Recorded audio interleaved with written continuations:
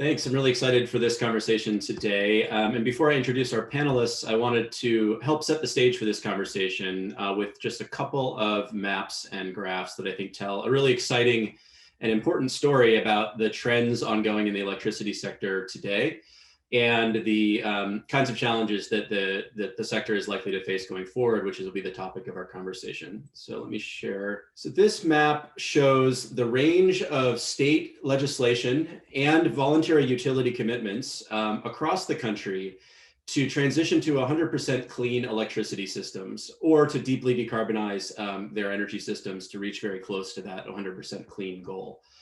As you can see, the maps, much of the map is filled in, spanning everywhere from our neck of the woods here in New Jersey, all the way across the country, including the heartland and the West Coast, with a number of states recently enacting binding 100% clean electricity standards or 100% carbon-free electricity requirements. The remarkable thing about this map, in addition to its extending coverage, is that if we looked at this map just 2 years ago, it would be almost entirely blank. This chart, and I should mention all of these graphics are produced by Clean Air Task Force and Highland Energy Analytics, which frequently updates this data set so we can use it to keep track of this rapidly changing landscape. But if we went back just to January 2018, you could see that there were very few state commitments or utility commitments underway, mostly just Hawaii at that point. And then something very dramatic happened. After January 2018, you can see this rapid increase in the percent of US total electricity sales covered by one or more of these types of commitments or legally binding state statutes or regulations. Now with the point that over half of all US electricity sales in the country are covered by one of these types of commitments or legislation, 53.2% of total sales as of today. And I hear just yesterday, the Arizona Corporation Commission voted to approve an amendment that will, they'll likely come back to approve the full package of legislation or regulations in November that would commit Arizona's publicly regulated utilities as well to 100% clean commitment. So this chart just continues to grow upwards. And this is important from an industry perspective, of course, and also from a climate change perspective, because the utilities covered by these commitments and laws represent about 56.8% of all US electricity sector CO2 emissions, which themselves are responsible, the sector as a whole is responsible for more than a quarter of all US greenhouse gas emissions. So this is effectively a commitment to decarbonize about 14% of all US emissions, of which basically none of which was covered just 2 years ago. So in this conversation, I want to talk with our three guests about what exactly happened. How do we get here to this tremendous outpouring of commitments and legislation targeting a fully clean and decarbonized electricity system over the next several decades? So I'm delighted to be joined by three CEOs, all of which are leading important major utilities and industry trade groups and associations charting this transition. First, we have Ben Folk, who's chairman of the board and chief executive officer of Xcel Energy, which serves 3.3 million electricity customers in 8 states across the country, ranging from Minnesota to Colorado to Texas. He became president, chairman, and CEO for the company in 2011 after serving in the role of president and chief operating officer since 2009. And he was also elected in June of this year to serve as chairman of the board of the Edison Electric Institute, which is the National Association of Investor-Owned Electric Utilities. Ralph Izzo also joins us, the chairman and chief executive officer of Public Service Enterprise Group, Incorporated, or PSEG, our local utility here in New Jersey and a longtime partner of the Andlinger Center, where he served as chairman and CEO since April 2007. He has been the company's president and a member of the board of directors since October 2006, and previously served as president and COO of PSEG. Ralph is also the chairman of the Nuclear Energy Institute, the policy organization of the nuclear technologies industry. And third, we have Gil Quinones, who has served as president and chief executive officer of the New York Public Power Authority, or NYPA, the nation's largest state-owned electric utility since 2011. He's responsible for developing and implementing the statewide utility's strategic vision and mission, and for supervising its operations, legal and financial matters, and relationships with external stakeholders. Mr. Quinones is also co-chair of the board of directors of the Alliance to Save Energy and serves on the boards of the New York State Energy Research and Development Authority and the Large Public Power Council. As I mentioned, all three CEOs are leading their utilities towards a 100% clean electricity sector, and we're very grateful to Ben, Ralph, and Gil for taking time out of their busy schedules to join us for this conversation. My hope is that we can cover three key areas in our conversation today, as well as get to questions from you in the audience, who can use the Q&A function in Zoom to submit your questions throughout the chat. And we'll be going through those and compiling them for a discussion at the end of the hour. I want to talk first about the strategic planning process that led to each utility embracing this important transition to 100% clean electricity. Then talk a bit about the technological and engineering challenges on the road to that goal. And finally, about the intersection with policy at the state and federal level. So we've got a lot of ground to cover this hour, but before we dive in, I wanted to let each of our panelists introduce you briefly to their utilities so you have a sense of where they're all coming from. And I'd like to start with you, Ben Folk. Thanks. Okay, I'm off of mute. Well, welcome everybody. It's great to be here, and thanks Jesse for that nice introduction. Just kind of a rehash. Xcel Energy does serve 2.1 million gas customers, 3.7 million electric customers across 8 states. We like to say from the North Star to the Lone Star. So our headquarters is in Minnesota, but we serve Colorado, North South Dakota, Wisconsin, a little bit of Upper Peninsula, Michigan, Texas, and New Mexico. And since we're talking about the clean energy transition, we were proud in December of 2018 to be the first utility in the nation to announce a 100% carbon-free goal by 2050. And just, I think, as importantly, announced an interim 2030 target to reduce carbon emissions by 80%. Happy to say that we're a little more than halfway there, having reduced carbon emissions off an 2005 base year by 44%. So we have plans in front of our regulators, and I think it's important to note we're a vertically integrated regulated utility, so more traditionally state regulated than some others on the panel. And we have plans in front of those regulators to let them know how we can get to that important 80% goal. But to tee it up for you, we'll use existing technologies. We're very blessed when you put that map up. That's if you put the map up of the best wind and solar resources in the country. A lot of them are right in our backyard. So it's allowed us to add large-scale renewables at a price point that actually beats the variable cost of fossil fuels. So by 2030, we think we'll have, depending on the jurisdiction, about 60% of our energy coming from renewable energy, wind and solar. But importantly, the grid scientist will tell you that's about the saturation point that the big grid that we're all connected to can support. So we think it's very important that we start to figure out today what technologies will get that last 20% out. At the same time, I think it's extremely important that we preserve our existing nuclear fleet and that we allow for the use of natural gas so that we can move away from coal and achieve those important interim climate targets that, again, the scientists tell us it's so important. So I think we're going to talk a lot about that on this panel, Jesse, and that's a little bit about Xcel. Perfect. Thanks, Ben. Ralph, why don't you introduce us to PSEG? And you'll have to unmute on your end there. Are we good? Okay, thanks, Jesse. It's great to be here with you and Ben and Gil.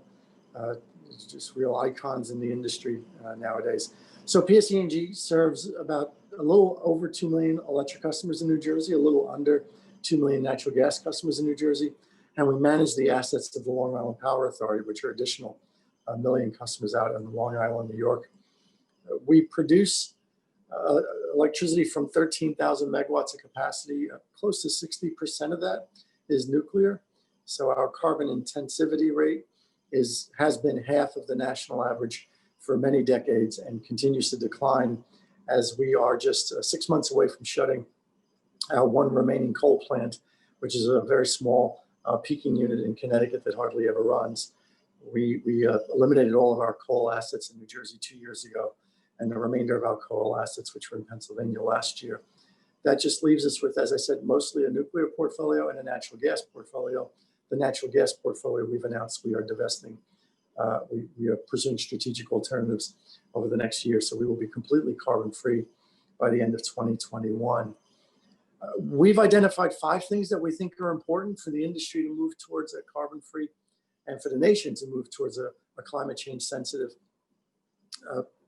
way of doing business. Number 1 would be greatly invest in energy efficiency. We think it's the often unrecognized and most cost-effective way to reduce carbon. Number 2 would be to preserve the existing nuclear fleet. Number 3 would be to invest in renewables, whether that's wind or solar. Number 4 would be, once you've done those things to the electric supply stack, to then begin to electrify the whole economy. And number 5 would be that to make these choices based on an economy-wide price on carbon that is both visible and transparent, so that one can make rational economic choices as to which of those 4 solutions should be applied where. So thanks for having me here, Justin. Thanks, Ralph. Look forward to talking more about each of those pieces of the discussion. Gil, I wanted to introduce us to NYPA. Yes, good morning, Jesse. Thank you for having me. Great to be with my good friends, Ben and Ralph in this panel. The New York Power Authority is the largest state-owned electrical utility in the United States. We produce about 25% of all electricity in New York State, 75 to 80% of that from large hydroelectric power. We also own some natural gas plants in New York City and Long Island, both peaker plants and combined cycle plants. The electrons that power our subways and airports, those electrons comes from NYPA, delivered by our local utility here, Con Edison. We also serve 51 small municipal and rural cooperative systems in our state, scattered across our state. And we sell very low cost hydro to industrial and manufacturing companies across the state to help spur economic development. They promise to create jobs and make capital investment in our state. So if you look at NYPA, its power plants and its transmission system, the topology, we are really the backbone and the shock absorber of our state's power system. A couple of years ago, our state passed a legislation called Climate Leadership and Community Protection Act that codified our climate change goals: net zero by 2050, carbon-free electricity by 2040, 70% renewables by 2030. But similar to what Ben and Ralph had mentioned, going to 70, 80% probably is achievable with existing technologies, but we do need breakthrough technologies to get to that last 20 to 25%. Back to you. All right, thanks. So I want to start by talking a little bit about this sort of big trend across the sector of state and utility commitments to 100% clean. I mean, as I showed on the map and the graphic earlier, this is brand new. I mean, really, if you go back just 2 years ago, there were almost zero of these state commitments. The kinds of laws that are on the books were really interim targets like 2025, 25% or 30% renewable electricity goals. Maybe the most aggressive were California, I think, with a 60% renewable portfolio standard requirement. This has completely changed in the last couple of years, and utilities are often out in front of that, making commitments to 100% clean electricity goals prior to state legislation that's requiring that. So what changed? What's different here now that utilities are actually embracing this transition, seeing it as good for customers and good for their states? And something that they should be out in front of rather than something that environmentalists have to drag them kicking and screaming into, as it maybe would be the stereotype in some people's minds. And maybe we'll start with Ben, since in your role at the Edison Electric Institute, you also have a pretty big perspective as to what's going on across the sector here too. Yeah, I don't think we were ever dragged kicking and screaming, by the way. Yeah, I think that's the stereotype. But that is the stereotype. But I mean, what's happened is enormous demand for renewable energy at a consumer, business, community, and policymaker level.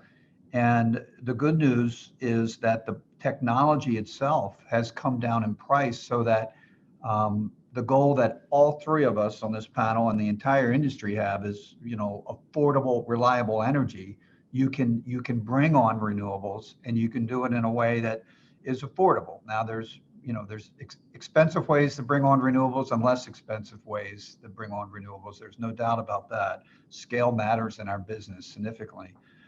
But you take what our customers and our stakeholders want, and you combine that with the ability to actually deliver that at a price point that keeps our product affordable. And we've learned more and more about how to integrate renewables. And that's why I think you see the results that you spoke to. And I'd like to say, if you're not leading, you're going to be led. And I think it's important that we get out in front of curves, whether it's, renewables or whether it's consumer trends or whatever, so that you have a chance to shape how that agenda goes about. Ralph, do you want to jump in on this as well? And yeah. Ralph's on mute. Yeah, I got to unmute again. There you go. Am I unmuted? Now You're good now. So. I promise you I'm not muting myself. I think there's somebody behind the curtain doing something. But no, I mean, so PSEG, we had signed on to the Clinton administration carbon reduction goals. So we were by no means dragged kicking and screaming. As a matter of fact, I spent half of my life back 12 years ago during the Waxman-Markey cap and trade testifying in support of that, and eager to see that kind of public policy rule the nation. So we've been a long time proponent of this, but to Ben's point, he's spot on. I mean, utilities like Excel, like PSEG, we have a lower cost of capital, the ability to connect these systems to the grid. We don't have the kind of wind resource that Ben has out in the Midwest. I'm quite envious of him for that. But our ability to connect things to the grid means that more expensive technology, which is what we have in the East, renewables are expensive in the East, at least to the extent that they're subsidized, the benefits flow to everyone by them being grid connected, as opposed to, quote, letting the market decide, which is a grossly subsidized market. It really tends to then benefit higher net worth individuals, which I would think is a regressive way of doing things. But economy of scale and lower cost of capital make utilities the logical people to lead this transition. And I just think the industry has a tradition of universal access and serving all of its customers well. And it just was a natural evolution for people. Yeah. So Gil, go ahead. Go ahead. Well, in New York, we've always had a tradition of leading, whether it's in climate change or women's rights in Seneca Falls. Environmental movements started at Storm King in the Hudson Valley. Labor movement started in New York City, Triangle Shirtwaist Factory. So I think it's in New York's DNA to lead. And NYPA, I like to say we're one of the first big original renewable companies, being hydro, primarily hydro. So as Ben and Ralph said, we have in our own way a natural uniqueness to lead in this journey.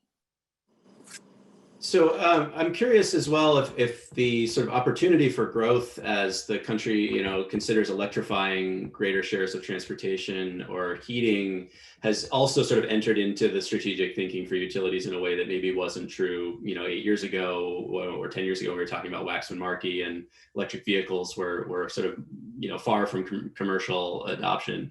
Talk about that and that sort of, how has that shifted strategic thinking in the sector as you think about coming out of years of fairly stagnant growth in electricity demand to potentially, over the long term, substantial increases in demand for electricity, and electricity being central to statewide goals like New York's net zero economy-wide objective by 2050. Let me start, Jesse. To reach our goals here in New York, we have to electrify transportation. We have to electrify buildings in terms of heat, space heat, and hot water, and industry. In fact, modeling that we have done here in New York show that the utilities will become winter peaking in terms of electric demand rather than summer peaking. So that implies that aside from, how do you make that happen in a cost-effective way as much as possible, it also injects the notions of how do you do this, how do you modernize the grid, basically, to accommodate all this new load. One of the things that we pay very, very close attention here in New York is, as we go through this transition, can we increase the capacity utilization of the grid? Our grid in New York is about 54% system efficiency or load factor, capacity factor, end to end. And we believe that increasing the capacity factor will lower the cost for everyone and make energy accessible and affordable. Thanks. Ralph, do you want to comment on this as well? Yeah. And curious your thoughts also. Sure. I'm probably on mute again, right? No, okay. No, you're good. So as you implied, right? I mean, the way most utilities are regulated is on a concept called rate base. So the more prudently we invest capital, the higher our earnings go. So it makes all the sense in the world if you have a declining cost technology that's capital intensive, but has no fuel cost. You could benefit both your shareholders and your customers at the same time, right? So you deploy the capital in wind, and you don't have to pay for the wind. Rates could go down because wind is highly efficient in certain parts of the country. But at the same time, you move away from lower cost, maybe natural gas plants or coal plants, but higher fuel costs associated with that. So it's a win-win for the shareholder and the customer. And it's a brilliant strategy. We don't have regulated generation. So our emphasis is more on infrastructure replacement that's aged and needs to be replaced, or on assets associated with energy efficiency, actually using less of the product. So our proposition is a little different because we're in a deregulated environment, and that makes sense, right? I mean, you want to adjust and embrace the culture and the unique aspects of the regulatory system in each area. Yeah, and for those in the audience, I should mention we have three utilities here with three very different business model structures, right? So Gil with the state-owned public utility, Ralph and PSEG in a restructured or competitive environment where there's a regulated transmission distribution company and a competitive competitive generation company, and then Ben in a mostly vertically integrated environment as well. So this sort of spans the range of types of utilities that we see in the U.S., which is one of the fascinating parts about the power sector, is how diverse the business structure and regulatory structure is. So Ben, I'm curious, we've seen large scale, what looks like large scale adoption now of consumer purchases of electric vehicles, and more and more models hitting the showrooms every year. California recently committing to phasing out internal combustion engine vehicles via executive order. So it seems like we're at the beginning maybe of an exponential kind of growth rate for electric vehicles, and that every electric vehicle is a big load, right? I mean, they're charging at rates that are equivalent to flipping on, several air conditioning units all at once when the electric vehicle hits the charging station. So how are utilities thinking about and preparing for that? And is that an opportunity, for growth that has also helped inform, your sort of commitments to this transition? Because electrification only makes sense if we have a clean grid to power that demand. Well, I think it's a great question. And, I think about it, it's kind of like what I talked about when we put renewables on, and we can save customers money and create investment opportunities for our shareholders, because we're an investor-owned utility. But what you're doing is you're taking a total bill that has a fuel component that we don't earn anything on, and replacing that with steel that we do earn something on. And I see electrification of transport in the same kind of way. We announced a goal to help enable 1.5 EVs on the road by 2030, which would represent about 20% of the registered cars on the areas we serve. I like it because, to me, it's another economic form of electrification. To your point, a lot of models are coming on now. I think the price point of EVs will fall, but the variable cost, if you fill up with Xcel Energy, and probably just about any utility in the United States, it's less than $1 a gallon. And we're promoting subscription rates where we will help put the charger in your home. We're going to do stuff with multi-unit dwellings too, by the way, but can put it in your home at no cost and build it into a monthly subscription rate where if you charge off peak, you can charge as much as you want for $44 a month. And then we control that. And of course, then we can manage the peaks, because the new peak might be 8 p.m. and if everybody's charging at the same time. So to Gil's point, that allows us to minimize the impact on the grid and to fully utilize the existing generation we have, which is going to become greener and greener and more carbon free. So today, I think if you fill up, you're reducing your carbon emissions by about 65%. By 2030, it'll be closer to 90%. So, the consumer can benefit. Their energy costs, total energy costs will go down. We do see it. I mean, it's almost half of residential load. So, there's good load there. And again, everybody benefits from that too, because the more sales we have, the more we can spread our fixed cost. Yeah, $44 a month. I imagine most of us in the audience here spend more than that on gasoline, at least when we're actually commuting to somewhere. not necessarily these days in the pandemic, but yeah, that's a great deal. Ben, Ralph, when are we going to get that here at PSEG too? So I want to talk a little bit about the phase out of coal, which has been a big part of this trend over the last few years as well. I mean, if you go back about a decade, coal provided about a little over 50% of electricity in the country. And that's now down to a little over 20%. It's actually, closing in on nuclear's share of the mix at about 20%. And total renewables, which are also about 20%. So what's behind that, and kind of talk a little bit about the relative role of wind in particular, and also solar more recently, and then natural gas in driving that transition. Go ahead, Ralph. Yeah, you could start. Or Ralph, go ahead. Yeah. I'll start on the natural gas. This is a very important issue that you raised from a climate change point of view. A lot of folks trumpet, and justifiably, the reduction in carbon emissions that have resulted in the absence of a carbon regulatory regime. And it has largely been caused by the technology advances associated with extracting natural gas from shale deposits. So it's been a pure technology-driven economic decision to replace coal with natural gas in those markets in particular that dispatch on the basis of short-run marginal cost. Nothing to do with climate change, nothing to do with environmental controls. So nowadays that natural gas is bumping along at $2.50 per MMBTU and not showing signs of going down further. We need some type of carbon regime if we're going to continue that trend. Ben, I want to ask you about this too, because there has been a lot of talk about natural gas as sort of a bridge fuel. And of course, if it's actually a bridge, it needs to start arcing back down to the other side. And so I know for Xcel, you still have a couple of large coal plants that are slated for closure over the next few decades or next few years. And natural gas is playing a important role in maintaining grid reliability in the near term. Well, let's talk about that longer term transition. What do we need to complete that bridge and ultimately displace those natural gas plants as you transition to 100% clean? How quickly can we reduce the use of natural gas, and what technologies do you think are key to getting there, beyond the next few years? Yeah, and it's a shame we lost Ralph, because I mean he's the physicist that really knows how the grid works. But I would just say that you need things like spinning mass and system inertia, stuff that we never thought needed to worry about. And so as you move away from coal to preserve reliability, you need dispatchable energy. But as I said before, it is a bridge. And today it helps integrate renewable energy, so they work hand in glove. What technologies? Well, first, these advanced nuclear. That is one technology that I think shows a lot of promise. Carbon capture is another one that has had very mixed success, and that may be an overstatement to date. But investment and improvements in it, I think, can go a long way.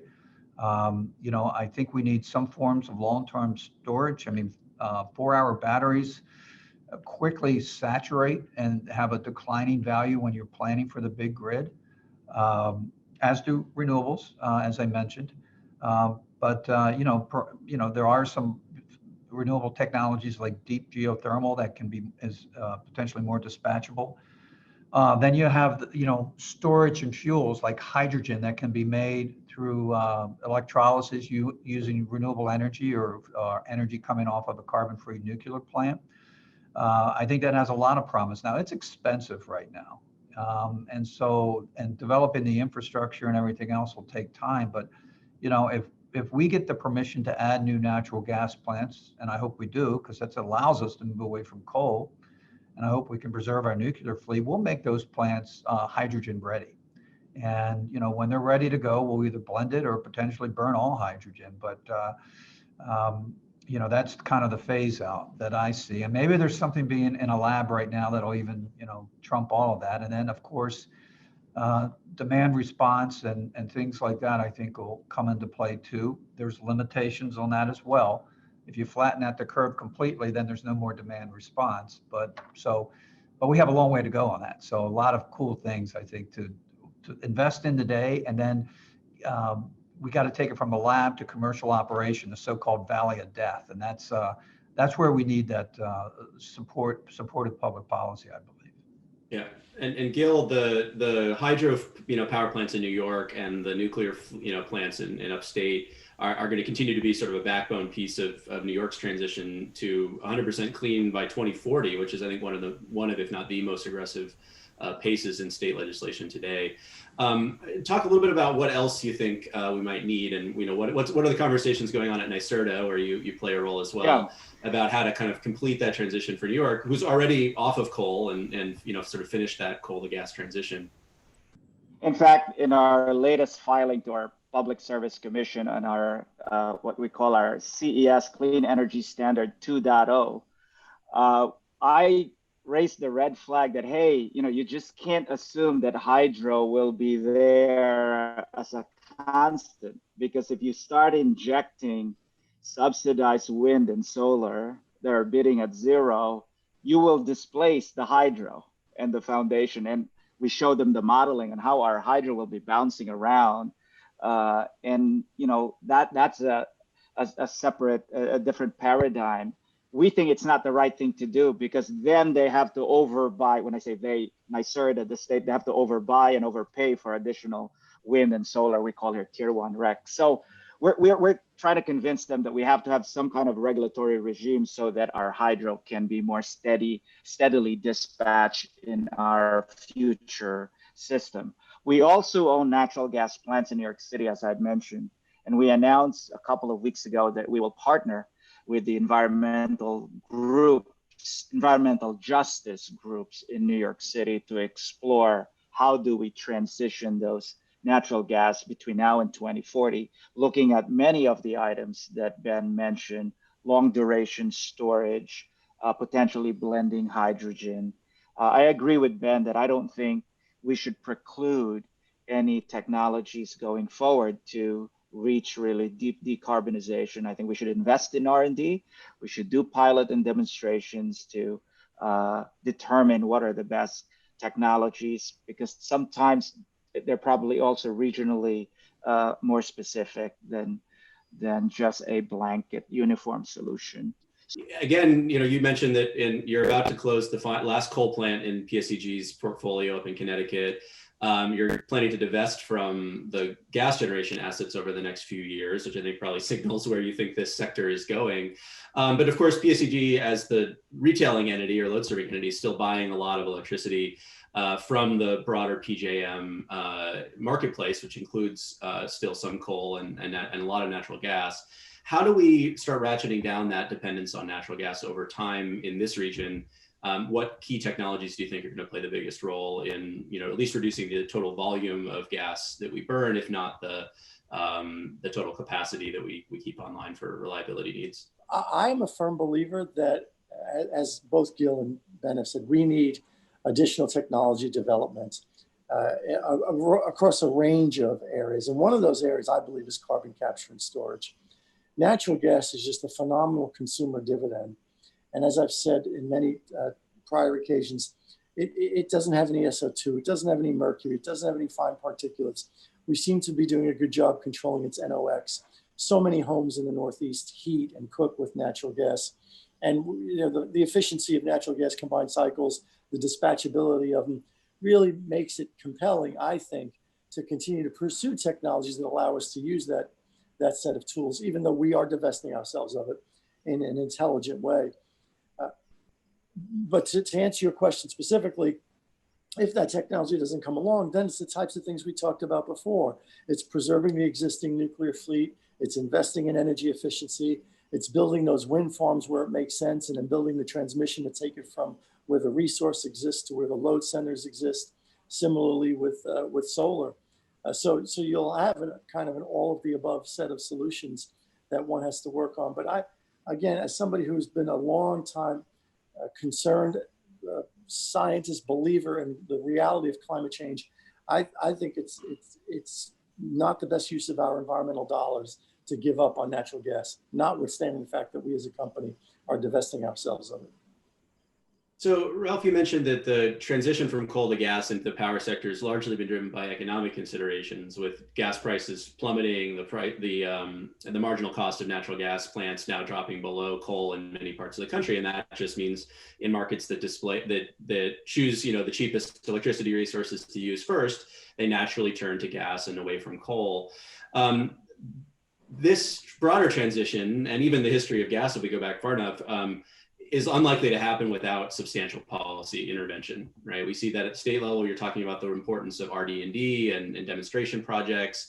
The growth of wind and solar, which are now some of the most cost-effective and affordable sources of energy across much of the country, owes to several decades of public policy support at the state and federal level, as well as internationally, that help drive down the cost of these technologies from being expensive, alternative energy sources to now being mainstream, core parts of your portfolio. And then you're talking about maybe 60% of electricity in Excel's, portfolio coming from wind and solar not too far from now. So talk a little bit more about the role you see for policy here, both in, I think, developing this next generation of technologies you're talking about, and also in continuing the steady transition away from fossil fuels. And maybe, Ralph, we'll stick with you for a second, because you brought this up earlier in your top 5 points about the role of carbon pricing as one policy that might be able to help speed that transition. In the name of reducing carbon, and I see you got a hold of the admissions officer who was bearing that grudge.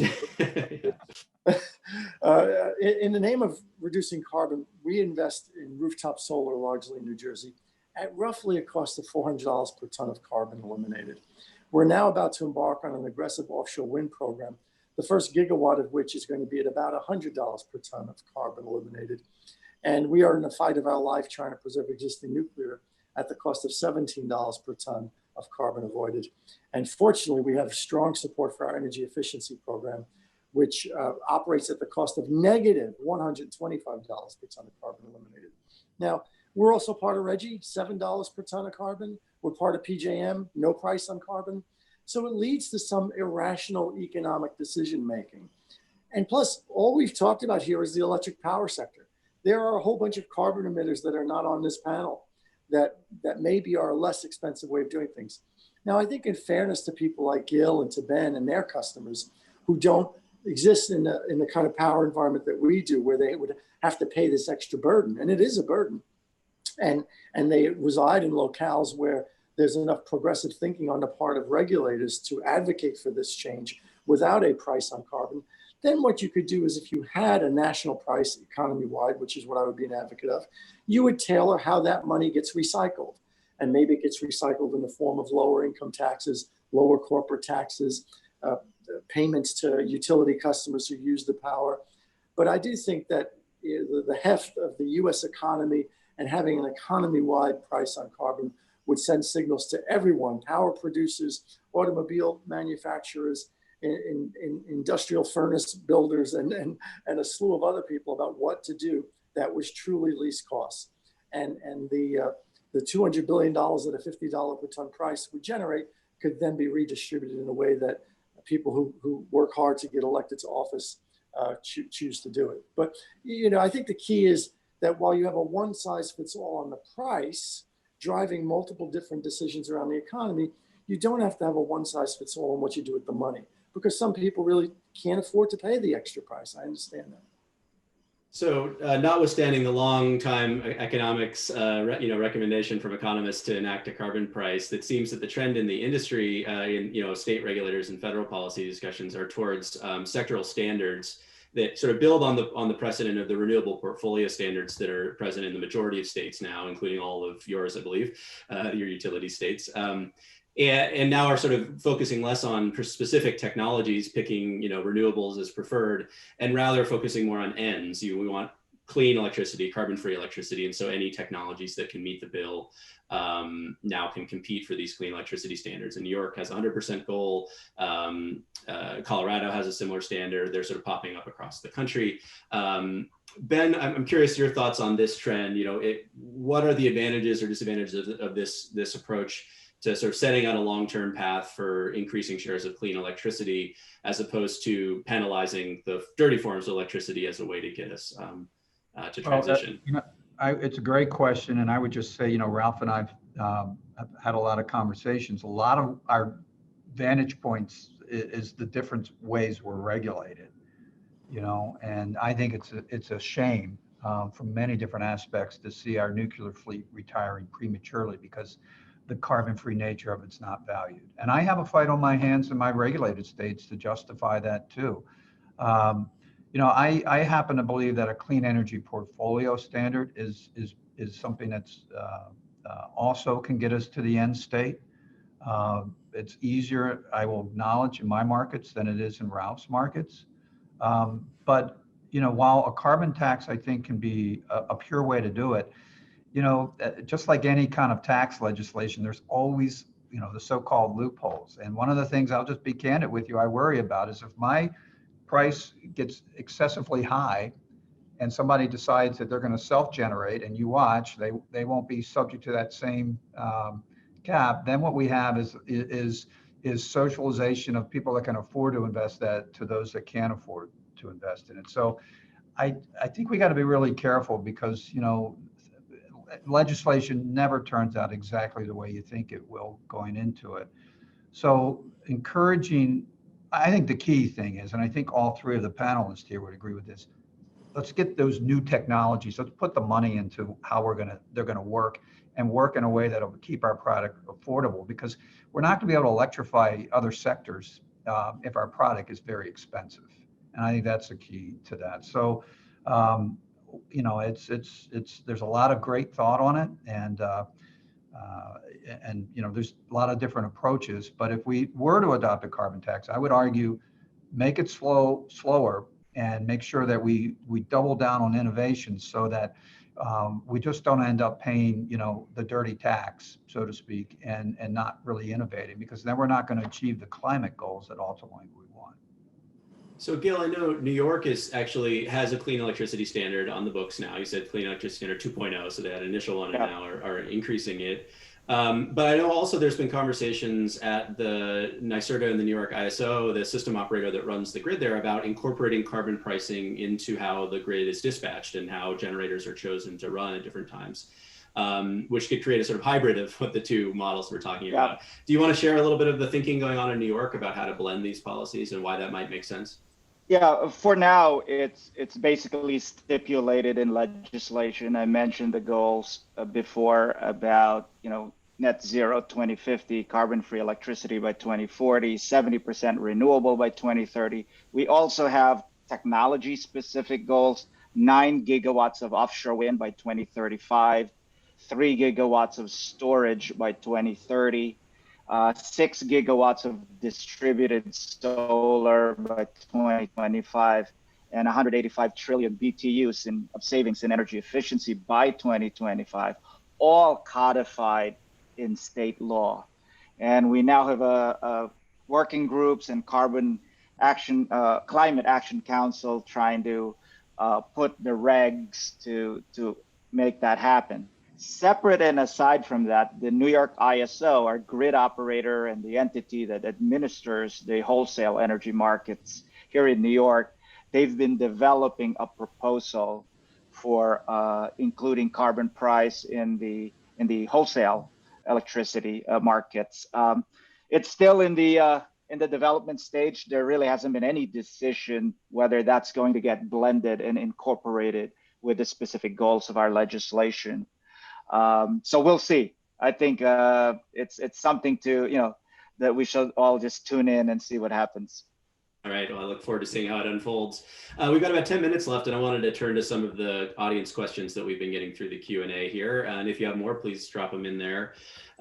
So we've had a couple questions on technology, both about energy storage, which has come up, I think, peripherally a couple times already, as well as the potential to use the storage capacity in electric vehicles, a concept that is referred to vehicle to grid, as a potential grid resource. I think a Tesla Model S or Model 3 has somewhere between 60 and 70 kilowatt hours of storage in it. So there's, it's a big battery that people might have parked in their front yard or in their garages soon.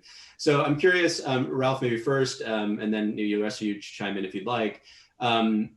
What role do you see for energy storage, and do you think that is likely to be more stationary storage that we install specifically for grid purposes, or more harnessing the flexibility of consumers and the sort of inherent storage in vehicles, or the sort of implicit storage and the ability to shift around when we consume energy, demand flexibility? And I hate to sound like a broken record. I think it's going to be a combination of all the above, right? So the storage challenges that you experience between the power available, the solar availability at 3 in the afternoon, and the solar and the energy demands at midnight are different than the challenges associated with those same periods during the day, but one month it's April and the other month it's August, right? So the supply demand disparity interseasonal will have an entirely different solution than the supply demand imbalance within a day. Interestingly enough, I know that the technology conversation tends to go right towards storage and supply, but I think a whole opportunity that our industry is just starting to think about is the opportunities around data science that goes with more granular and refined information about customer usage and what that can mean for load management and specifically energy efficiency. So that by using trending data and understanding normalized consumption patterns, we can help customers realize, those last 3 years of that air conditioning system, you just blew more energy than you saved in the first 12 years of its life. And similarly for the refrigeration system and the lighting system, and not to mention the inconvenience of the fact that the air conditioning system always dies in August. It never dies in November, right? Because you're not using it in November. So I do think that while there will be tremendous improvements in hydrogen as an interseasonal way to store excess electricity and meet the supply-demand imbalance that I was referring to before between seasons, that there's a whole area in terms of data analytics and data science that I think is going to be even more exciting as we apply it to consumer habits and consumer behavior in the future. You want to jump in on this, Gail or Ben? I also have other questions too. So go ahead. Demand flexibility is going to be important. We saw that in California, right, during the heat wave this summer.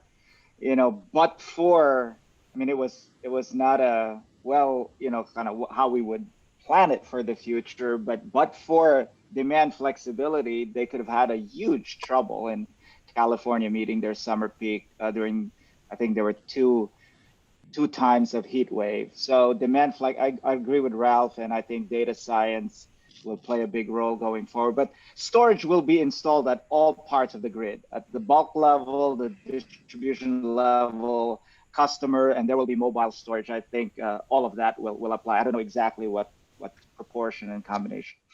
I would just say I'm excited about data analytics and the use of data as well. And I think it can allow us to do a lot more with storage, but I'll stick with my comment I made earlier. It does have a declining planning value as you eventually you get close to flattening out the load, and then you achieve nirvana, but you haven't achieved zero carbon. Yeah, that's right. And I've explored that in several publications in my research. So it's definitely the trend for storage. A little bit goes a long way, and then it starts to decline in value relatively quickly. Yep. I want to get to a couple other questions with the time we have left. So I have one from Barry Randa, one of my colleagues at the Andlinger Center and Department of Electrical Engineering. He asked that in some locations, customers might be collectively willing to accept higher rates in exchange for clean energy, either through voluntary measures or supporting policy, and in other locations not. And in some cases, customers may not be able to afford it. So how do we think about these sort of equity implications of the clean energy transition? And Gil, I know this is something that's front and center in the discussions in New York and in the policy there, and I'm sure also in other state contexts. But Gil, do you want to start with this and talk about how New York's thinking about navigating this transition and really just the wide range of diversity of conditions that customers face that we have to be wary about when planning a clean energy transition? Yeah, there's no specific answer yet. But our legislation calls for at least 35% of the benefits of our investments in clean energy must be targeted in underserved communities. So how exactly we're going to do that, that's now being worked on by the various working groups under the Climate Action Council. But it's something codified in law, so it's something that we need to do here in New York. You raise a key point. It's not just the costs that we need to think about on the equity side, it's also the benefits. Who benefits from this transition, and is that equitably distributed or even distributed in ways that help address income inequality and environmental injustices that have occurred? Jesse, this issue to me is just screaming for a simple solution. I mean, it is requiring utilities to lead the way and doing this stuff in a grid-connected fashion. Look, the investment tax credit, the solar renewable energy credit, and net metering drive solar investments in New Jersey. That's paid for by the average American and the average New Jerseyan. The average American household income is $60,000. The average New Jersey household income is $70,000. The average rooftop solar homeowner is making $120,000. That's just wrong. And that's because it's not economic in New Jersey and it needs to be subsidized. I'm not arguing against the subsidy. I think it's a great thing to subsidize. I'm arguing over the direction in which the subsidies flow. Now, if you had this stuff being grid connected, then to the extent that subsidized, everybody's benefiting from it. It may be different where the technology is competitive in other locations, but even there, if you have people leaving the grid, the folks who are going to be left behind are the poor credits and the lower income, and you get in the potential, I don't want to be alarmist, of the classic death spiral. So if this is a social good, if we have to have ubiquitous carbon-free energy, then let the people who've made a century out of universal access be their hallmark, deliver it.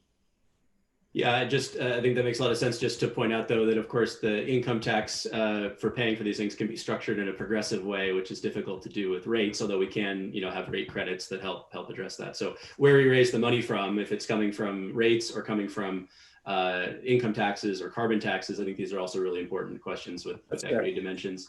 I wanted to jump to another question here from Ben Storo. U.S. utilities have been driving a lot of the carbon reductions in recent years. The power sector has really been the workhorse nationally in terms of overall emissions reductions. But at the same time, if we want to be on track to a 2 degrees Celsius or 1.5 degrees Celsius scenario, the pace of reductions has to pick up economy-wide and even in the power sector. And indeed, you have Joe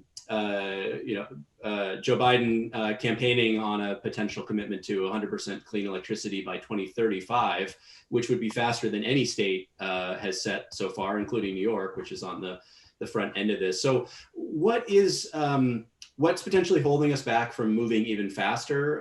Could we, drive emissions down rapidly in the beginning, and then maybe it'll take longer to get to the end of the goal? How do we move quicker, and what might be slowing us down? And I think, Ben, I'll talk to you first, because you mentioned the importance of setting these near-term goals, not just our longer-term transition, but how do we get there along the way, and what does that path look like?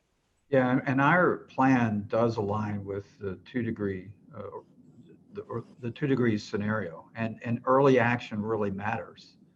But I think to the question, you've got to electrify other sectors, and you can't electrify other sectors if your product's too expensive. Well, you can, but eventually you're going to get a lot of pushback.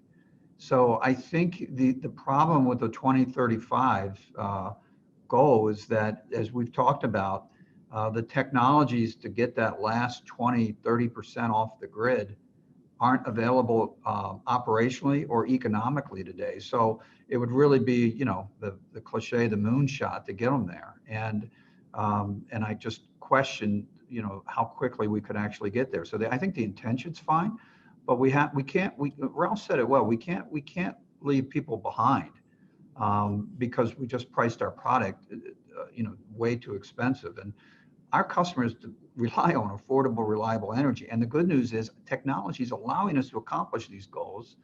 And I think we can get to these interim goals, very important interim goals, but we've got to be pragmatic about the rest. And it's going to take some time. Meanwhile, let's electrify transport, which is the biggest carbon emitter in America. And let's make sure, to the environmental justice, that we make sure that our transport is electrified, that we multi-unit dwellings have the ability to charge units, that buses are electrified, and because I think if you look at communities, a lot of the environmental issues they're faced with come out of, a tailpipe. Yeah, especially in urban communities, the bulk of the health impact. So I want to talk, one last question here before we run out of time. I'm from Amanda Graham. We talked a bit about natural gas as a bridge in the power sector to help us get off of coal and reduce emissions over time. But we haven't really gone beyond the power sector to think about the methane related emissions that occur throughout the natural gas supply chain.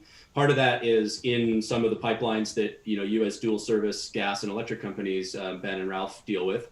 And part of it's beyond that, right, where you buy the gas from and the oil and gas supply chains beyond that. So how important do you think this issue is to, as we rely on natural gas in the near term as a fuel in the power sector? And to what degree do utilities have a responsibility or role in trying to reduce methane emissions, both within your networks and beyond that? I'll just real quick, and I'll let everybody talk. As chair of VEI, this is something I think is really important. We need to rally the industry. Methane emissions upstream are 21 times the greenhouse gas content. And there's some bad actors and other things that I think we can use our buying power to say, we need to buy gas that has been carefully monitored and that methane leaks are addressed. If not, I don't think we'll be able to use natural gas as a bridge fuel. That's how I think how important that issue is. All right, I think Ralph, you get the last word here, and then we're going to have to wrap up. No, that question is spot on. We're spending $400 million a year replacing 100-year-old cast iron gas main system that just leaks too much, plain and simple. And there's a utility that I know in the East, who shall not be named, that I believe still has a certain network of wooden gas pipes, believe it or not. So yeah, this is something that those of us in the gas LDC business need to and are paying attention to. All right, great. Well, thanks all of you gentlemen. This has been a great conversation. Really appreciate you taking the time to join us here at the Andlinger Center. And we're excited to see this transition unfold and to assist with our research here at the Andlinger Center, trying to map out the challenges and solutions ahead. So thank you all for joining us.